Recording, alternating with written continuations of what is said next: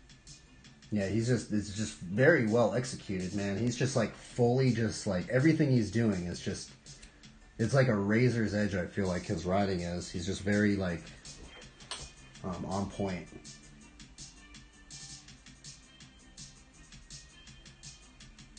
That writing was cool. He did like a double bar into it or something. Oh, that's a blender. Isn't that what that trick's called? A blender? I guess it's not a death truck. It's a blender, isn't it?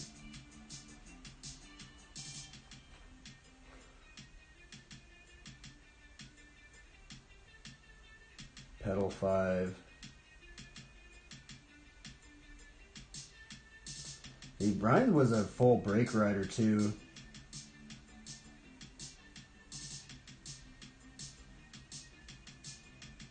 Man, dude, that combo is crazy. What are these people on, bro? What are these people on, man? I don't even know what they're doing. That's what's crazy is like I've been riding like flat for like 3 years. Like maybe 3.5, yeah, probably like 3.5 years or so. And I don't even know some of these tricks that these people are even doing.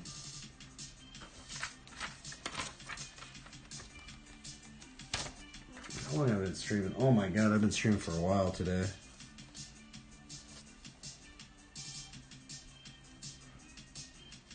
Man, Prize, are you still in here, bro? What in the world? Do I paint? I used to paint. Not anymore. Painting takes too long for me, bro. I'm too ADHD to paint. I'm too ADHD to paint thing. I don't have ADHD. I've never been diagnosed with it, but they were on their way off social media because back then they didn't have all these distractions. Yeah, that is true, huh?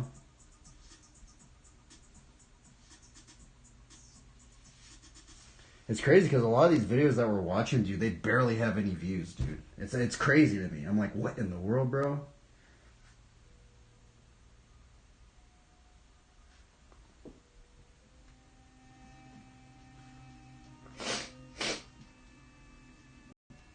That was that video. That's this trick I've been trying to learn, but side yard is what it's called. That's a very hard maneuver.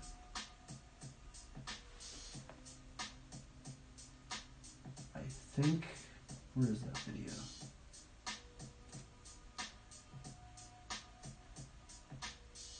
Is it this one?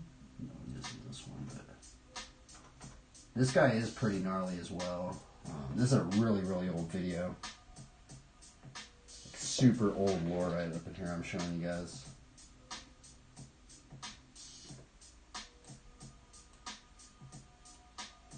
It's too big. I gotta like just a little bit bigger than. There we go. I don't know if this was the video. There's another video. Have you heard about this writer? Albert Rady, he's like some German writer. Bro, there's a contest run, and he just freaking aces the entire run, bro. Like, I've been trying to learn that right there, which he makes it look like it's nothing, right? Like, he just did like 5 whiplashes right there. But I think he's using his brakes, so...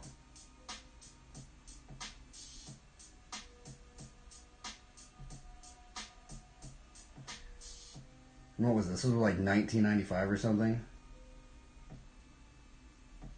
But I have this dude saved in a playlist. I was like, dang, bro, this dude's gnarly. Like,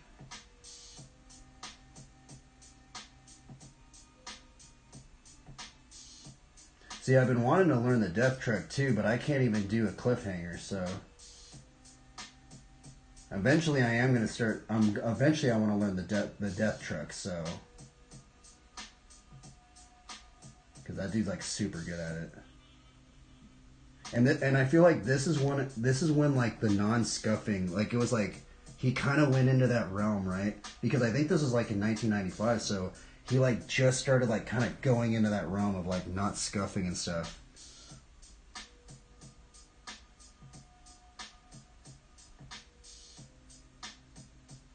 Let's see what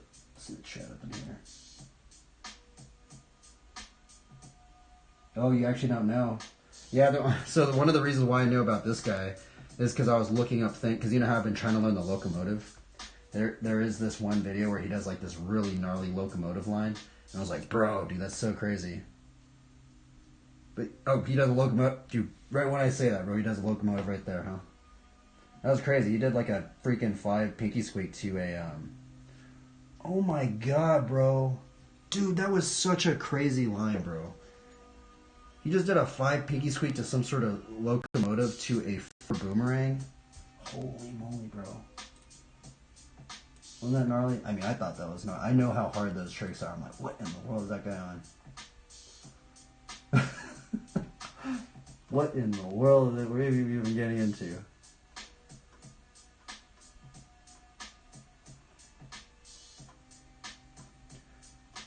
So check this one out. You know that one Gabe dude you're talking about? He has a weird video, actually. Now, I don't know why he named it this. Look at this. I don't know if you see that. It says the Angel Gabriel. Does it have it on here? Oh, let's see here.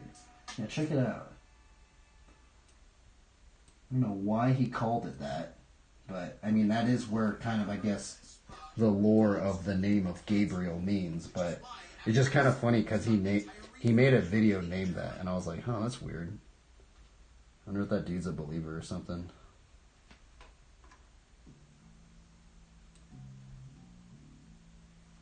I mean, man, some of these videos are formatted weird. Like, change the setting.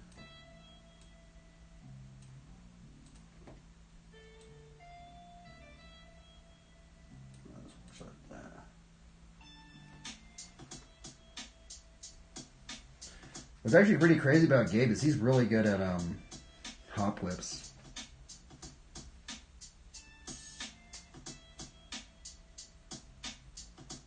Oh man, that was actually really red. And he can do a hop truck bar. Dude, he could do a hop truck. Wow. Dude, I don't see too many flat riders doing that. I wonder if Gabe rode, he had to have rode park, right? I feel like in order to learn a truck driver, you probably have to learn it fly out. I might be wrong though.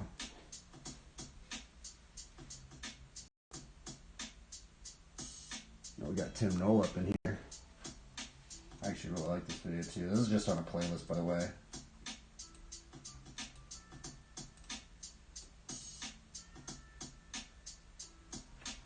I like Tim Knoll a lot. I've been trying to learn some of like Tim Knoll's maneuvers, especially because he does fire whips. Okay, what am I doing? I need to draw. Let's see up in there. Actually, I also want to watch this video. What in the world?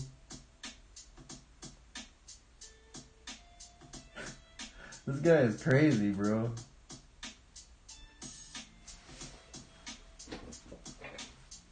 Holy Toledo.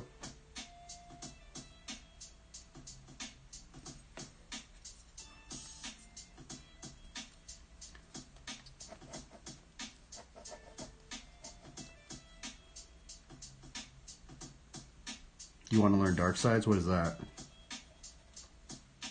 Look at this. Look at this fire whip right here. Dude. I've never seen anybody do that. He's the only dude I've ever seen do that. Because I know how hard that trick is. That's why you don't see nobody doing that trick. Because, like, bro, that clip probably took him, I'm just going to say, it probably took him 2 months to get that clip.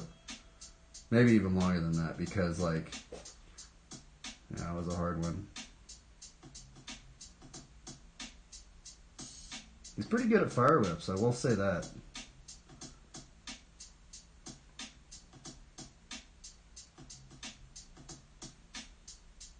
That's pretty much the reason why I need to learn hitchhikers.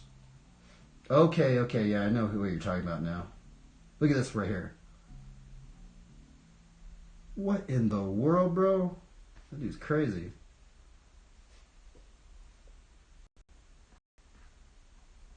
I'm Hobby, and I got Botox Cosmetic. There was a particular photograph, the lines...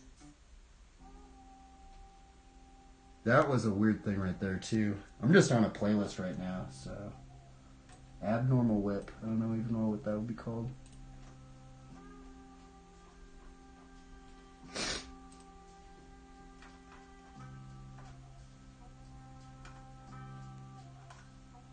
Where's my playlist at?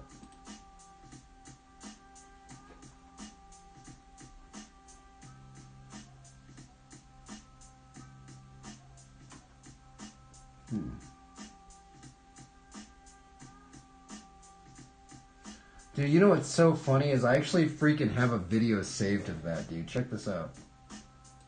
You were just bringing that up. I have it actually saved in this playlist. That's actually so funny you brought that up. Like, cause I'm in this playlist I made called Work in Progress BMX. I actually have the dark side in the playlist. It's a Chris Bohm video. That's funny.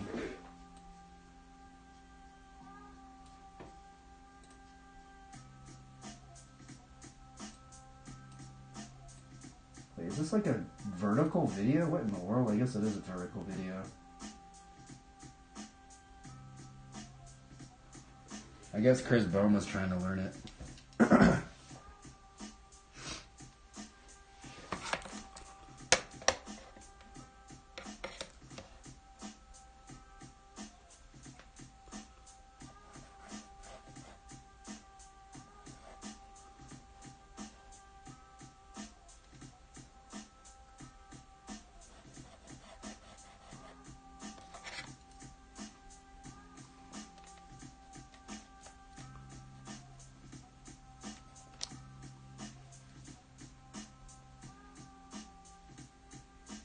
You're trying to learn that trick right there?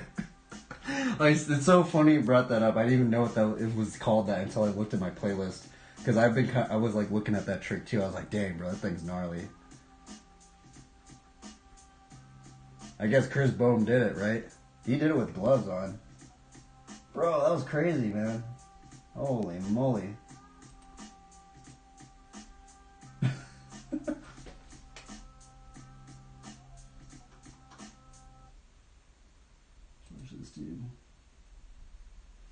This is the dude that won X Games.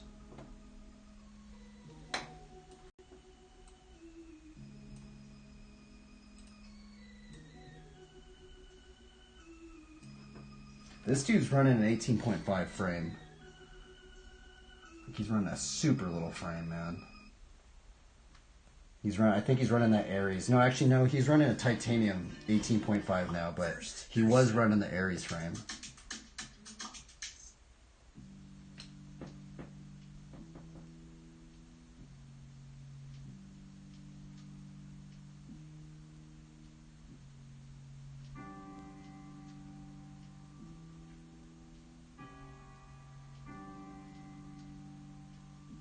I don't even know the tricks this dude's even doing.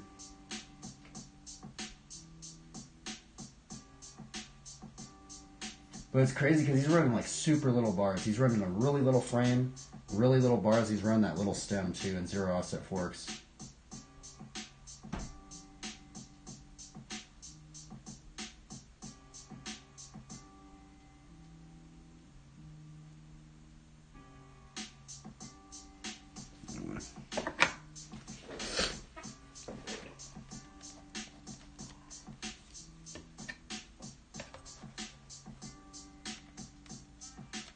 Oh, am I not even in the right thing? Oh, fudge. I'm not in the right position. Fudge. Yeah, I got that off. There we go. I think I got that wrong then, didn't I? I guess it's still somewhat in there. That's okay.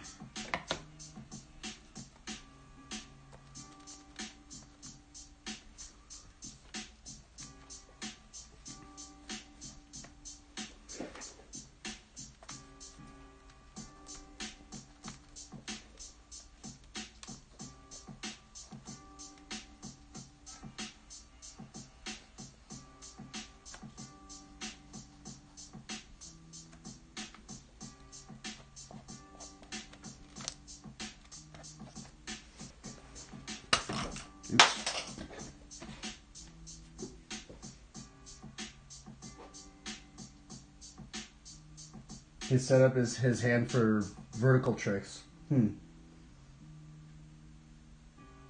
This dude's just a tornado, bro. I don't even know what this dude's even doing. He's just like, just going in a he's just a tornado, bro, just like doing like 20 tricks. I kind of feel like what I've been hearing from some of my friends that like don't even ride flatland, they kind of feel like they can't comprehend what flat riders are doing, especially like this guy right here, right? Like, he's doing so many tricks, you can't, like, your brain can't even comprehend what he's even really doing, right? I mean, right there, he's doing it a bit slower, but...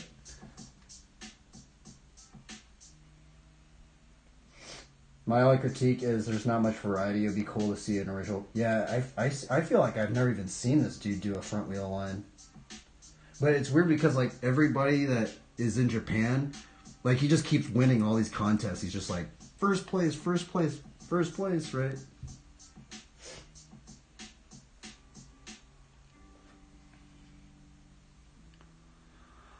What am I doing here?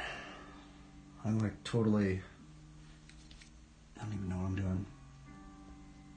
I don't even know what I'm drawing, everybody.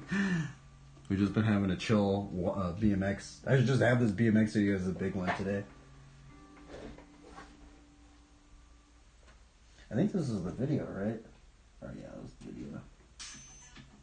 Chocolatey cookies with Hershey's fudge filling. Double chocolatey, double yum. Chips Ahoy.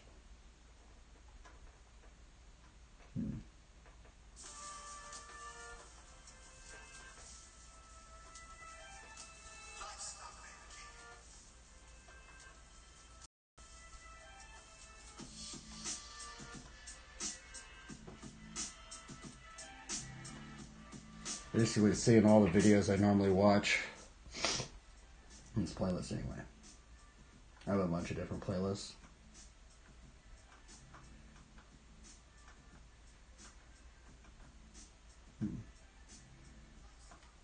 Watch this one.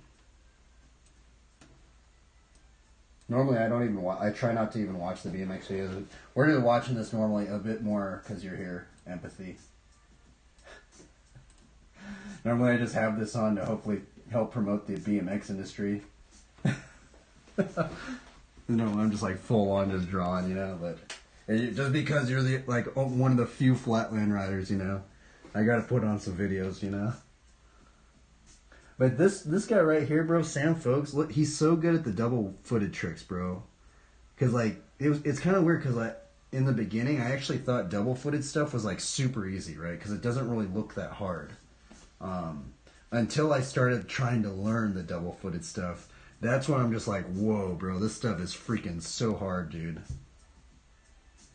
Because like he makes it look like it's like he just makes it look like he's just like barely doing anything, right? But man, dude, that one was gnarly, man. What in the world, dude? That is so crazy. He's doing like half hiker jugglers or something. Half hiker turbine juggles.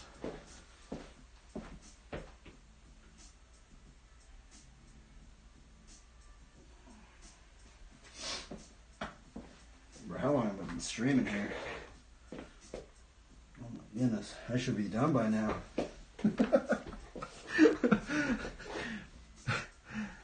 Oh my goodness. Okay, let's see here. I guess I'll just draw the crowd and call it a day. And draw this little thing up in here.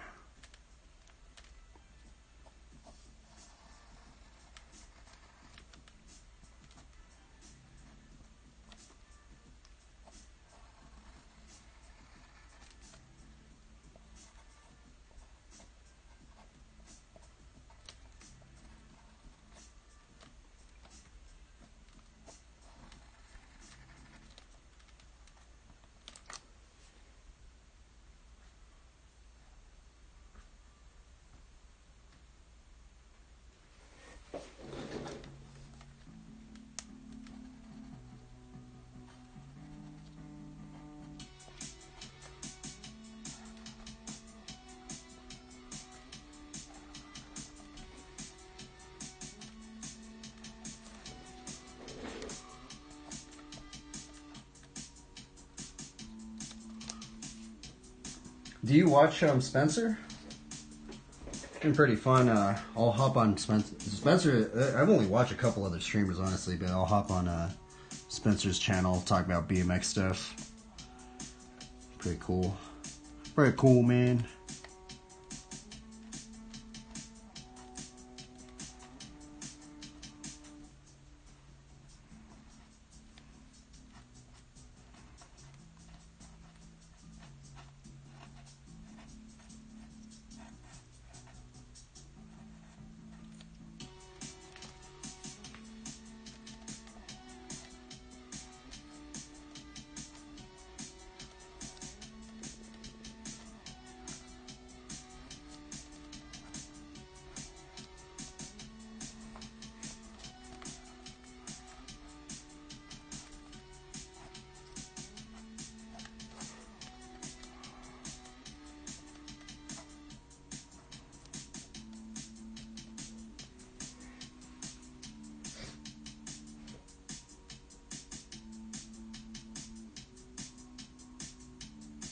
Yeah, I would say at this point in time, Sandfolks is top 5. Wow, in the world.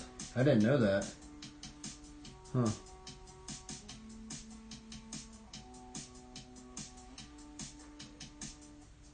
Man, this drawing's weird. I'm going to probably just redraw this drawing tomorrow.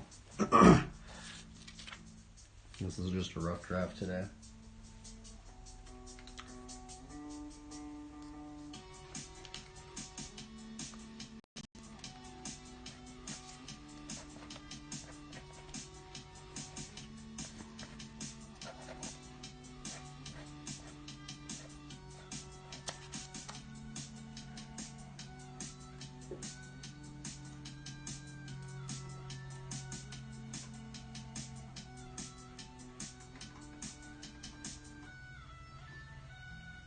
You want to watch some crazy on-bike stuff? I actually did meet this. There's actually a Canadian Flatlander that I saw, that I met on Twitch the other, maybe a month ago. He doesn't stream or anything, but I met some Canadian Flatlander on here. And he brought up this guy right here. His name's Percy. Is it Percy Jackson? I don't know what this guy's name is. It's Percy something. Some Canadian flatland rider. I guess you can kind of see like the crazy stuff. It's crazy because he mastered the unbike. He mastered this hang by machine, right? But it's kind of funny because if you see him riding a bike, he does like these tricks on his bike. He just like mastered it.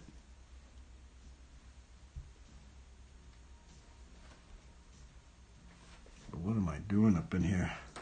We lost on this drawing, everybody. I just draw like a raven or something. Oh, Percy Marshall. Yeah, that was that guy. Forgot that dude's name. When I saw this video, I was like, what in the world? You could do that on a Hang 5 machine? Like, he's doing like switches, scuff to that front scuff thing. I think this is just one liner or something. It's crazy.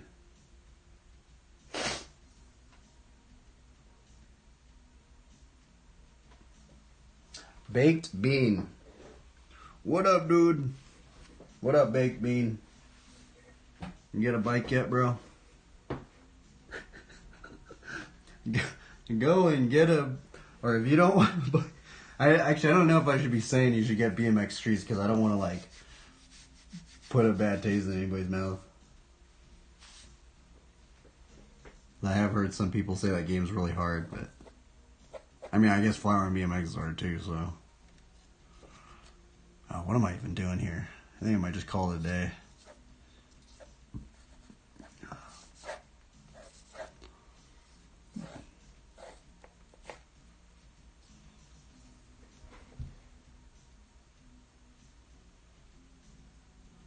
Not yet, did you guys? No, I honestly don't even really play too many video games. I'm going to be flat on it. I feel like this is my video game right here. I basically just treat drawing as like the video game. I do want to try it out. The thing is in order to play the video game, you have to have a controller.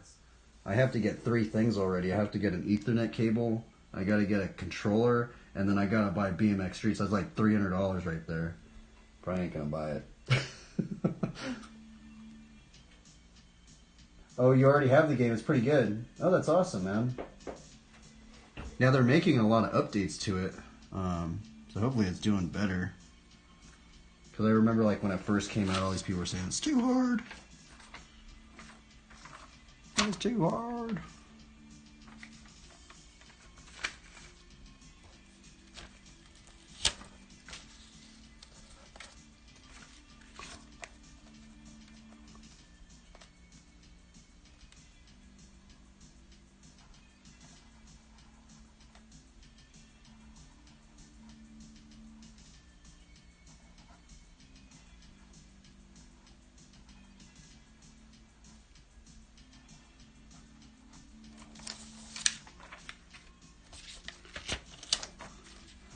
This drawing, everybody. I'm not sure about this drawing. I tried to do the whole, you shall know that they're John 13:35, which is actually the verse I'm going to put in there, but I tried to draw it, but how do you promote love, everybody? I have no idea, huh? How do you draw loving others? Maybe I could put two verses. Maybe I could put a verse right here.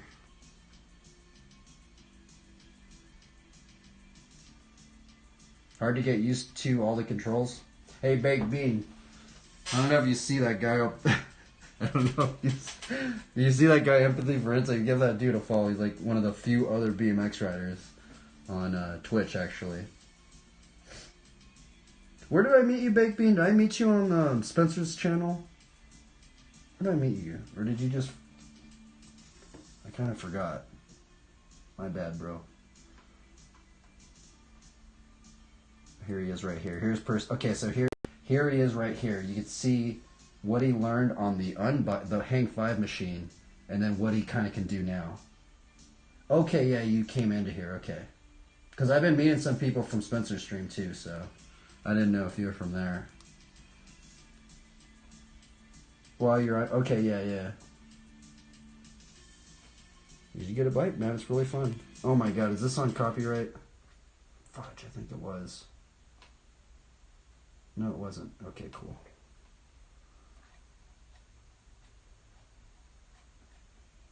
Trying to find copyright-free music. What are you listening to this?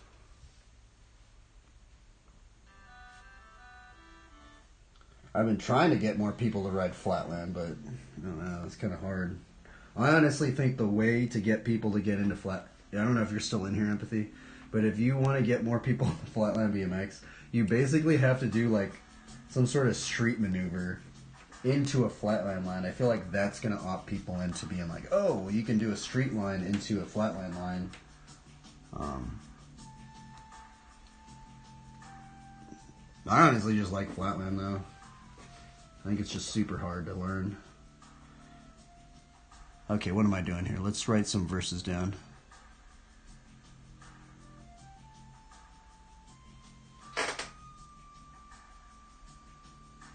I feel like I should put something right there, but I don't know what. Oh wait, I could put a Bible. I have to put the floating Bible.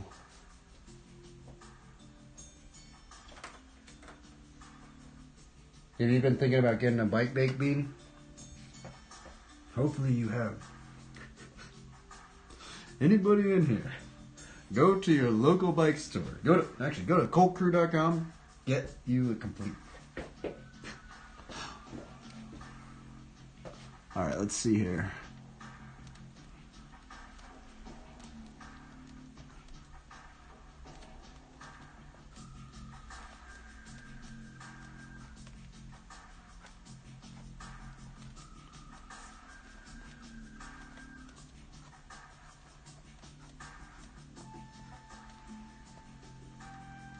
Do the seed of faith. Support local. Maybe. But it was really hard. When did I start riding BMX? I've been riding BMX since like 4 years old. Hopefully it doesn't. I mean, you could start at any time. I've known some people that started, super late, Because I started out racing, so it's kind of crazy because I started out racing BMX, and then now I'm riding flatland BMX. It just makes no sense. I actually used to think flatland BMX was actually really lame. When I was like a little kid, I was like, bro, this stuff's lame. And then once I got older, I was like, and then I actually found out how hard some of the stuff is. I'm like, what in the world? This is like the Like, I feel like Flatland BMX is almost like the weird, like super technical riding BMX. Like, classical music of the BMX genre. But yeah, it's really crazy. What's really crazy about Flatland is that, dude, there's so many tricks, bro. And, like, the combos are just insanity, bro. Like, it's insane, bro, how gnarly the combos are.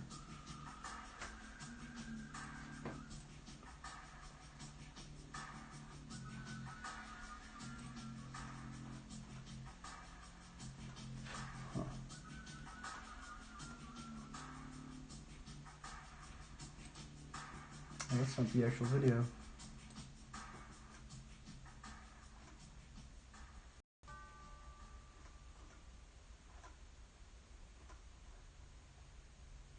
Yeah, BMX. What BMX video? You should put some BMX video links in there, bro. I know it. I mean, I have a lot in my playlist, but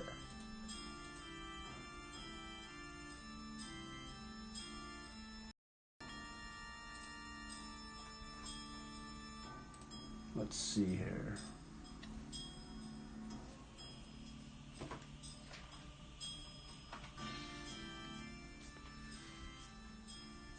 Fire Whip. Oh, let's go into this playlist then.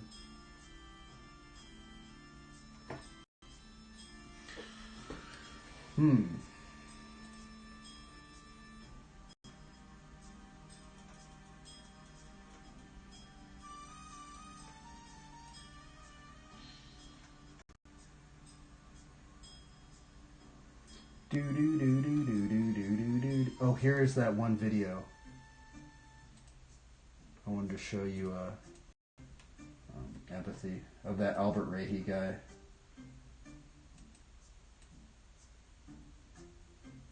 Why is this like this? Oops.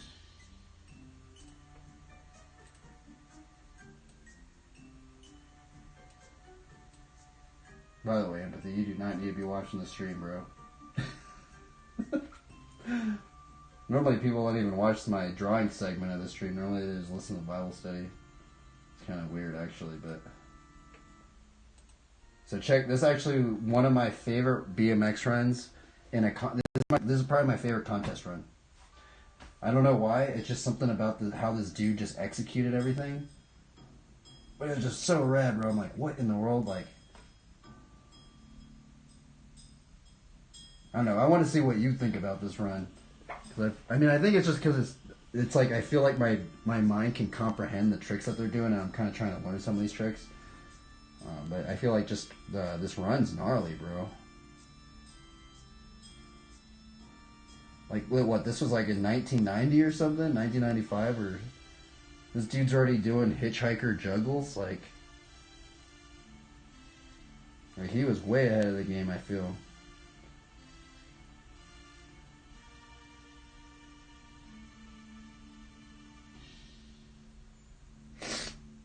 Alright, what am I doing here? Oh yeah, I'm reading the Bible. I'm also watching this BMX video. I'm like multitasking right now.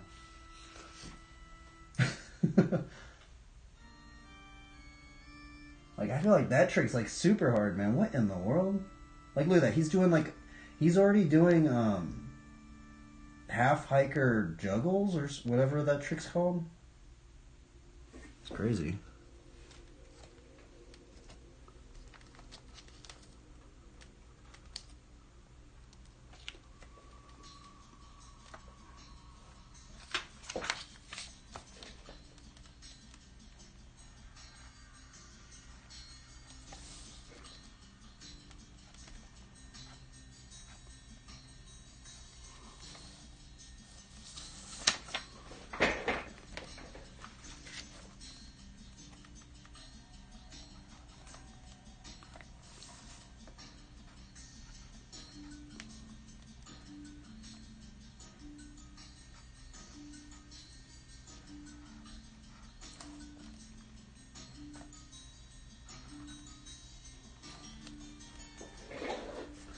Do, do, do, do.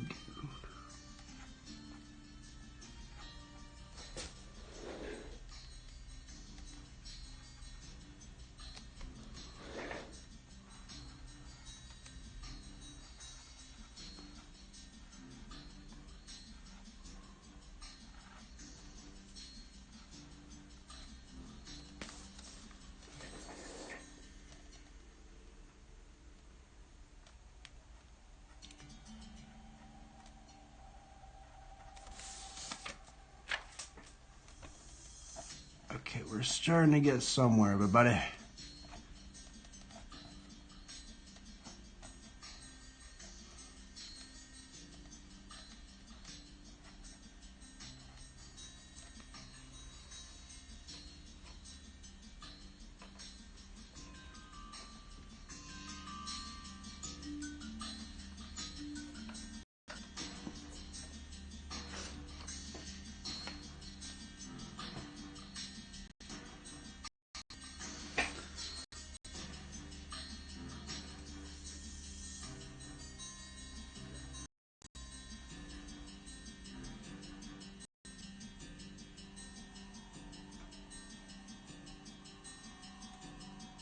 We will watch Matthias.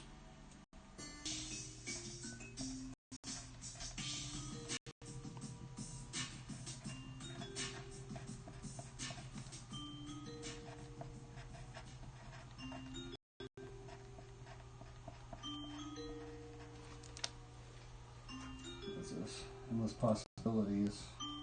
Yeah, because that's what's actually weird, because I have these 1.85 Primo wall tires, and I'm running those like S&M tires, right? But what was weird is when I put on like a wall tire, I put on a 1.85, and it was actually smaller than the 1.7 tire that I'm even running right now. So I guess the inflated size actually does affect it, right?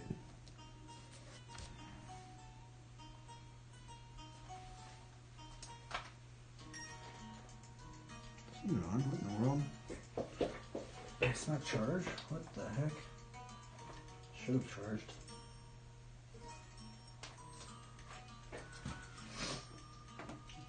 Way better. Look at that thing. Holy moly, this dude was actually brutal. I drew it bigger. I misproportioned the but we tried.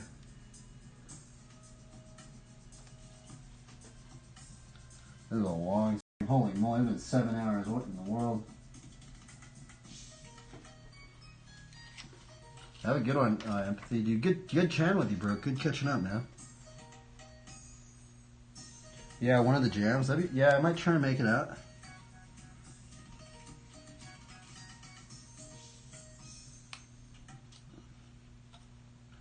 The One Love Jam was fun, man. I was out there for a while. I have just like so many friends out there, you know, so I can just kind of just like, I just straight up just live out there, which I did live out there, you know. It's like,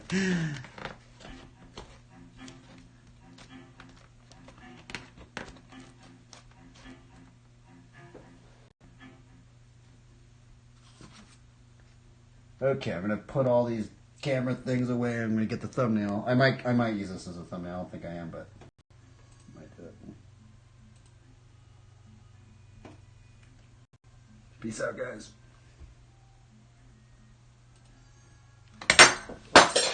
What the? Peace.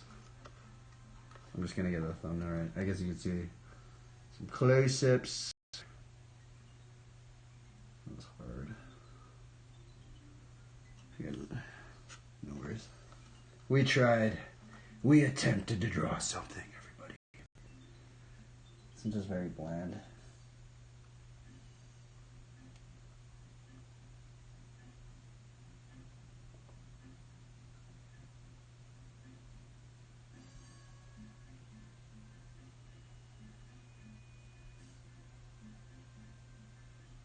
One, two, three, 4, 5, 6, 7.